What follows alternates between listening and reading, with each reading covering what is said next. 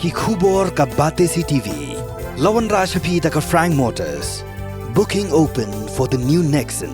Visit Frank Motors or call 7045207973. MIT University of Meghalaya. Our admissions are now open for the academic year 2024-25. Explore our best courses, experience global collaborations. Apply today.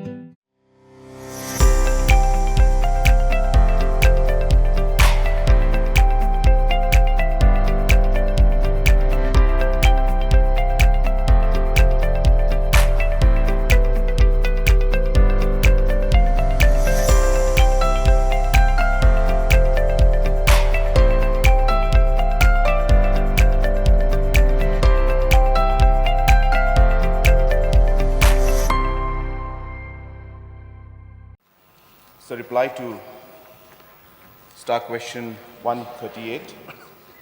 So the state government is implementing several schemes, programs for creation of employment opportunities. These include MGNREGS, CM Elevate, Prime Program, Focus, Focus Plus, Mission Mode programs in agriculture, Meghalaya Grassroots Music Project, Chief Minister's Youth Center, National Rural Livelihood Mission, Skill Meghalaya. Gabriel, you have any supplementary question? Yes, Mr. Deputy Sir. Yes, sir. I have 5 supplementary questions. Mr. Deputy Speaker, sir, may I know from the Chief Minister, what is the employment rate in Meghalaya and what is Meghalaya ranks nationally?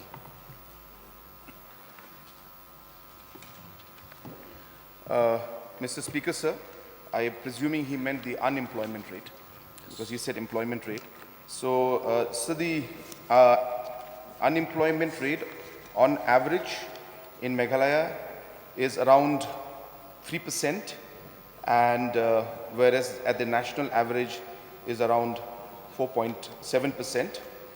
Regarding the ranking, sir, I will not have the ranking with me, but we are below the national average on average, sir. Thank you, Honorable Chief Minister, for your reply. Under various intervention and schemes, as provided in the answer, may I know the data the youths are being employed in the last 3 years? Sir, again, there's no specific breakup of youth, but in general, the different employments created for the citizens in general, sir, through all these different programs that we have done is roughly 2.34 lakh jobs opportunities have been created in the last 3 years. Another supplementary, Mr. Deputy Speaker, sir, may I know from the Honorable Chief Minister, how many jobs aimed by the government to employ the youth this year?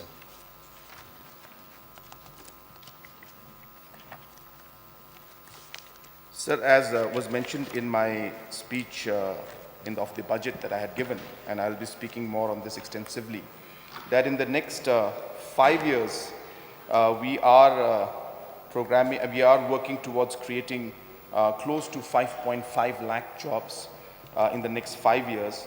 And of course, as I said, in the last 3 years, we have touched almost 2.34 lakh jobs.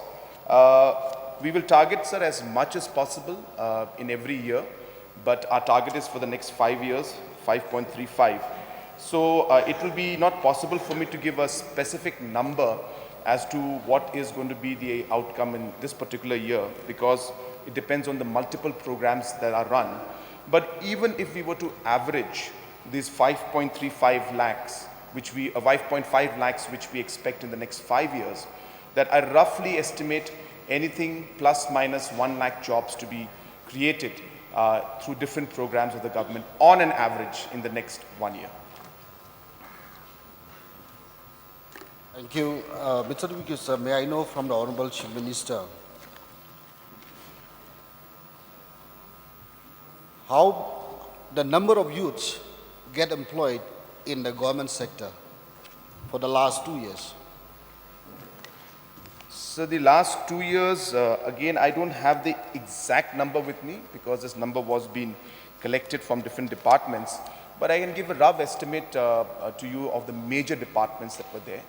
We had in the medical department, we had over 500 jobs that were created in the government sector. That is purely doctors alone, sir.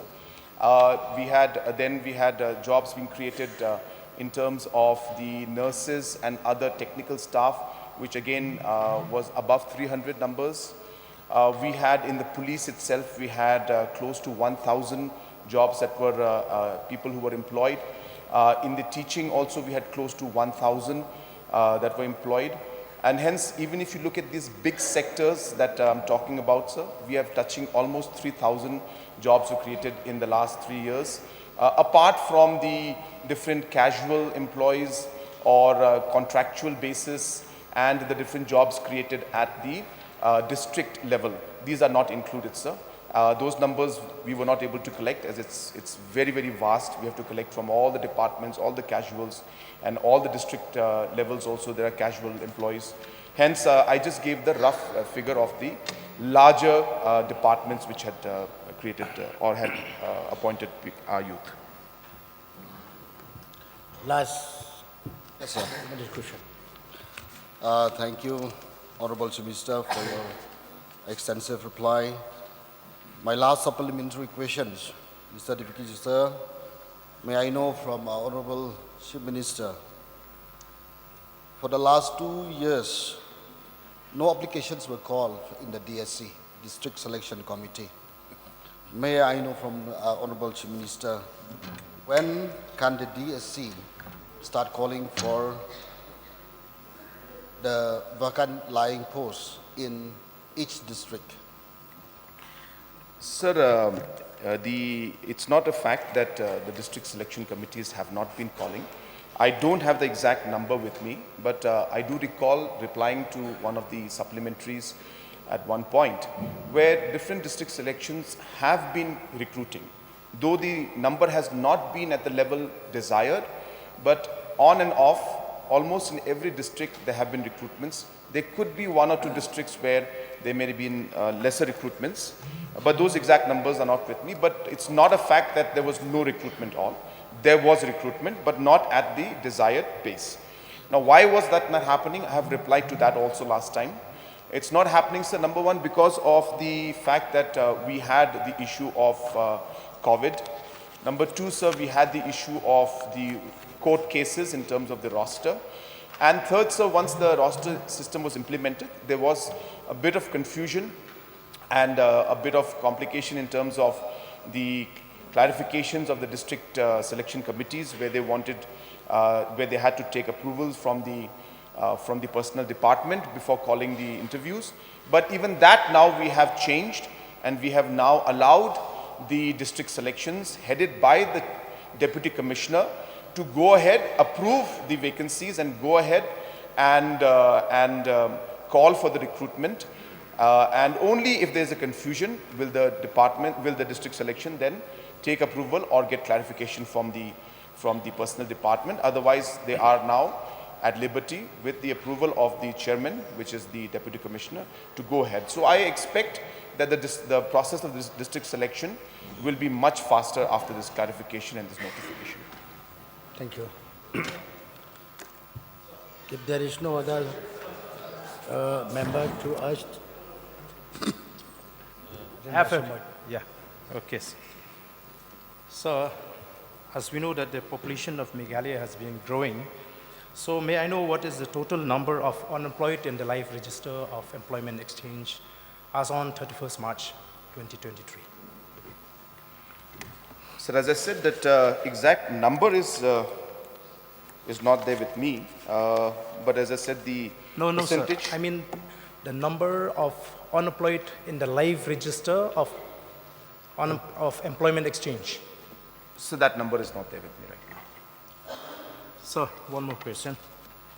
So, I would like to know from the Honorable Chief Minister the total numbers of consultants appointed by the government and how many qualified engineers, persons from the state have been appointed as consultants. So this is a very detailed question. I will not have specific reply to the number of consultants employed, but a large number of individuals have been appointed from the state and consultants, and large number of engineers also are there who are appointed. The exact number is not available with me right now, sir. Baroni Lindo. Sir, I didn't intend to ask question, but since you call out my name. You just raised Okay, the- sir. Sir, may I ask from the Honorable Chief Minister, out of the 5 lakhs, how many will be included in the organized sector and how many will be included in the unorganized sector, sir? Sir, this is the greatness of our assembly. Even those who don't want to ask questions are being given a chance to ask questions. Sir, of course, these are larger figures and overall figures. And just to give an idea to everybody how the breakup it looks like, so that they will get an idea on their own what will be the organized and the unorganized. So we're targeting that we should create in the agriculture and allied sectors, we are expecting to create about 2.5 lakh job opportunities in the next 5 years, 4 years. Sir, in the different NRLM, which sir, again has been a very, very successful model, you'll be happy to know, sir, that in the last 5 years, we have created 1 lakh job opportunities for women in the NRLM sector. And these are all registered, sir. These are not numbers that we're just giving out in the air. These are registered businesses under the self-help group. 1 lakh of them have been done. And we are targeting to do another 1 lakh in the next 4 years. So there are different skill-based programs we have, which is called the Skill Meghalaya program. We are targeting to train over 1.2 lakh people in that and employ at least about 50% from there. So about 50,000 to 60,000 we expect that we'll be able to employ from there. So tourism is going to be a great job creator. We expect direct to indirect tourism projects to be created approximately about 50,000 based on the kind of investments that we have made in the past and the investments that we will be making in the future. Under the CM Elevate program, so again a very, very progressive and a program that's meant for the different youths of our state especially. We expect a minimum of 50,000 jobs to be created because we'll be supporting over 20,000 enterprises in this, some small, some big. So we expect a large number to be created in the IT sector. There is a second phase of the IT park in Shillong which is under work, and the new IT park in Tura also will be there. So we expect direct, indirect employment of almost 25,000 to be created in the IT sector. And sir, other government programs and other things that we plan to do within the government organization where a large number of people will be employed, may not be permanent employment, but on contractual basis, consultants, other things from, I think, all these jobs will create at least a minimum of 10,000 more jobs within the department. So we expect that we should touch 35 plus. I have given conservative numbers in some, so therefore I stick with my figure of 5.5. But in the budget, of course, we have mentioned only 5 lakhs, keeping a buffer of 10%. Thank you. Any other? You have. Sir, may I ask the Honorable Chief Minister his, focus on agriculture, tourism. So we have a number of professionals like engineers, doctors, nurses. Are there any plans in the future to absorb, because we have thousands of engineers who are passed out. So I'd like to suggest to the Chief Minister to look into this factor also, because a lot of them after obtaining degree, whether it be a diploma, degree, now they're looking for job opportunities elsewhere, not compatible with the education that they got, sir. For example, there is a graduate engineer. She said, now I'll apply for a teaching job. So the studies that she did in engineering, I don't think will be of much help in her teaching job. So, sir, I would like to suggest to the Chief Minister, if you can look at this angle also, besides agriculture, tourism and all that, to look at this factor also, sir. It's only suggestion, no? Not question. Question and suggestion, sir. Okay. Now we will pass on to... Sir, if you permit, sir, I would like to answer to that suggestion. So the point mentioned by the Honorable LO is absolutely valid. But it's not always possible for us to map every skill or every degree with the job opportunity. So there may not be 100% opportunity in terms of the education that you may have had. But sir, the opportunities that come up through these different programs sometimes go beyond what we just plainly notice. I'll give you an example, sir. Just day before yesterday, I was in Babadam in West Garo Hills. And we had opened up a processing unit out there, maybe one of the largest processing units in the region, where there was an areca nut processing plant, there was a turmeric processing plant, there was a ginger processing plant, there was then after that ginger, areca nut, then there was so about 3-4 other processing plants were there, I can't remember right now. And so while these processing plants were there, there was a very high-tech lab to check the quality of these products so that they could be exported outside, their organic value and different kind of chemicals and all these things in the soil testing, so on and so forth. And also, this entire plant, sir, is run through a 200 plus kilowatt solar powered system, and it's a very high tech. They don't require any power from the grid. Now why I'm telling you this, sir, is that the person who was manning the laboratory out there, it's a high tech lab, was a local from Tura, a person who had done his biotechnology from somewhere, got a degree. So this is the farming process where there is a food processing going on, but the lab requires scientific approach. So these scientists were then employed, a local person was employed. There were about 3 of them working there. Then the solar power which is running, which needs to be make sure it's functioning in a proper manner, requires some kind of an engineer who understands electrical stuff. So they have trained people and they're keeping people there to run that. So those are engineers. So what I'm trying to say is that, sir, it goes beyond what meets the eye.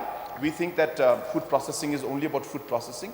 But sir, now with the involvement of technology, quality control, and all these factors, and maintaining standards at an international level, we require people at all levels. We know these people will require legal assistance, the legal help.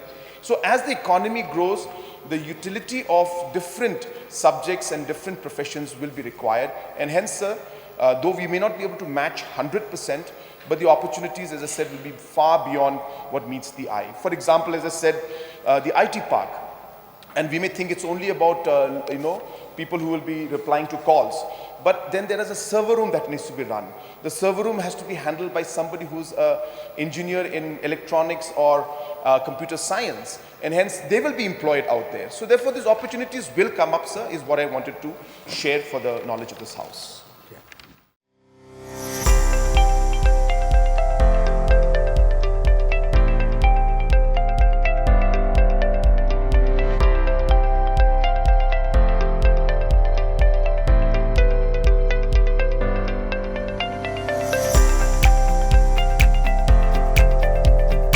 Citizen first is our motto. We believe that our citizens need to be connected with government for faster and efficient service delivery. I am happy to announce that we are coming up with a dedicated CM helpline call center